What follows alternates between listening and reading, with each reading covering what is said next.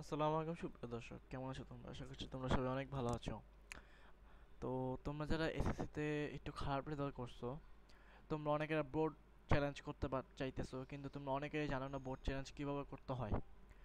Board challenge করলে কি তোমাদের নাম্বার কমবে না বাড়বে না একই থাকবে, এটা তোমরা জানো না। তো দেখো, বোর্ড চ্যালেঞ্জটা যদি তোমরা করো, তোমাদের রেজাল্ট অবশ্যই যদি তোমরা বেশি পাওয়ার কথা থাকে, তোমরা নাম্বার একটু বেশি পাবা।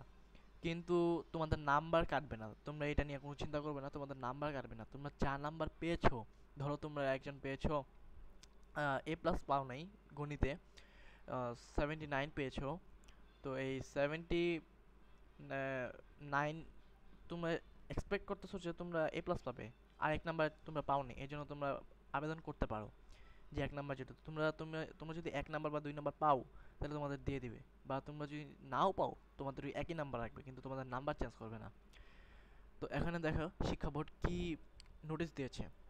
এখানে দেওয়া আছে যে এসএসসি পরীক্ষা 2025-এর ফল পুনর্নিরীক্ষণের নিয়মাবলী। নিরীক্ষণ হচ্ছে তোমাদের রিচেক। এই যে আবেদন করার সময়, আহ, এই যে 11 তারিখ মানে আজকে থেকে 17 তারিখ পর্যন্ত শুধু টেলিটক প্রিপেড সিম মোবাইল ফোন থেকে তোমাদের এই রিচেক করতে পারবো তোমরা। তারপর আবেদন করতে গেলে মোবাইলের মেসেজ অপশনে গিয়ে RSC স্পেস দিবা, তারপর বোর্ডের নাম, নামের প্রথম 3 অক্ষর দিবা, তারপর আবার স্পেস দিবা, তারপর রোল নাম্বার দিবা, তারপর আবার স্পেস দিয়ে বিষয় কোড লিখবে। সেন্ড করবা হইতেছে, তোমরা সেন্ড করবা হইতেছো 1016222 নাম্বারে। উদাহরণ, ঢাকা বোর্ডের কোনো শিক্ষার্থীর রোল নাম্বার এত এবং গণিতের আবেদন করতে চাইলে মেসেজ অপশনে এটা এই যে RSC ঢা ঢা এর যে রোল নাম্বার 109 লিখে সেন্ড করবে এই নাম্বারে। ফিরতি SMS এ আবেদন বাবদ কত টাকা কেটে নেওয়া হবে তা জানিয়ে একটি পিন প্রদান করা হবে। এতে সম্মত থাকলে মেসেজ অপশনে গিয়ে এই যে RSC space yes space pin pin space contact number যে কোনো মোবাইল অপারেটর লিখে সেন্ড করুন এত নাম্বারে।